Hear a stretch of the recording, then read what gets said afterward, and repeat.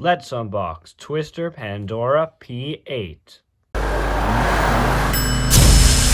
Guys, it's Hertzburst, and in today's video, I'm going to be unboxing Twister Pandora P8 from Beyblade Burst Quad Strike. I picked this up while I was in Germany, actually, the other day. It's a defense type Beyblade. These are the stats, and it's part of the 4-in-1 Quad Strike line. So yeah, let's just get straight into it and unbox this thing. Yep, let's open the box. I cut it open off camera. And here is everything that is contained in the box. We don't get a launcher in this starter because, well, it's not a starter because it's just a single pack. But yeah, let's get into all the parts. So starting off with the driver, we have the edge driver and this attachment. Not sure what it's based on. It's got like a ballpoint tip, so kind of stamina and defense based. Edge is a terrible driver. This could be alright, might have okay life after death, but I don't see either of these being great. So perhaps not the strongest driver, but I think the layer is pretty solid, but we'll get to that later. And moving on to the disc. Now here's the disc. I think it's called like Sequex or something. You can correct me in the comments if I'm wrong. This disc, oh, is that a 4-star? Yeah, it is. Nice. This disc seems pretty hollow, but it's very round, so it kind of reminds me of Takara Tomi's illegal disc that released on Zestakili's. So perhaps it'll be similar and used to that for Hasbro, I guess. It seems pretty solid to me, but for Hasbro only, obviously not with Takara Tomi. And yeah, let's move on to the layer. Part of the layer is the armor ring. They all weigh the same. This doesn't matter. Use whatever one you want. I don't care. And here is the blade for the layer. This is Twister Pandora. I mean, just Twister, not Pandora. It's got a 4-bladed shape, kind of similar to Hell Scythe. And it's fairly solid, hollow on the inside. But it's got this one, like, part here that's kind of bugging me because it's not symmetrical. But whatever, that's fine. It looks like it could be decent for stamina. Definitely not as good as Whirl, but probably solid. Perhaps the best out of the 4 Pandoras released in Quad Strike. But yeah, let's move on to the chip. Here is the Pandora Evasive chip. And while I do like the color scheme they went for on this one, I think the paint job is atrocious.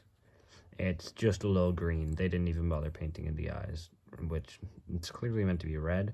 So that's a little disappointing, but overall, it's not a horrible looking chip. For this QR code, you can scan it into your app. And then the slopes seem alright. Actually, they seem pretty decent. I'll have to test them better, but they seem okay. Yeah, I'll test them in a minute, but first let me assemble the bay. So, to assemble it in low mode, you're going to want to click this part in here, put the armor in here, take your disc, twist it, and then you're going to want to take your driver. And there you go. That is low mode of Twister Pandora. I think I assembled it upside down, but whatever, that's fine. Yeah, let me try now in high mode. And here it is in high mode. It looks alright. The gray is not the greatest, but it's fine. It's obviously off-centered now because Hasbro exclusives are off-centered in high mode. But I think it looks alright. Yeah, I'll grab another bay and we can do a test battle with it. Alright, so the first thing we're going to test it against is Devastate Evil Bellfire. It's obviously battling it in the show, I guess in Divine Bellfire, but still. 3, 2, 1. So yeah, it has some movement, so probably more defensive than stamina. And there's Bellfire, and somewhat intense hits. Pandora seems like it's got pretty good stamina and defense. And it's probably gonna outspin here. Oh no, it actually doesn't. Yeah, this driver, it just scrapes quite a lot. We'll do one more battle with it. Here's a battle using the actual QD launcher. I don't know what my QS launchers are, so I don't have them on hand. And there's Bellfire. So yeah, it just doesn't have great life after death, but swap out the driver, the blade seems fine. Yeah, swap out the driver with something, and this is probably pretty solid, but that driver is just not great. Yeah, but that was the review of Twister Pandora. Alright, so, for my verdict on Twister Pandora, should you buy it? Should you skip it? Should you consider it?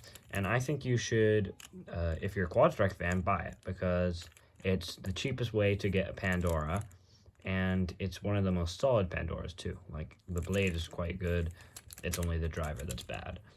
But I definitely get it if you're just a basic quad strike fan, you collect the products and you want a Pandora for your collection.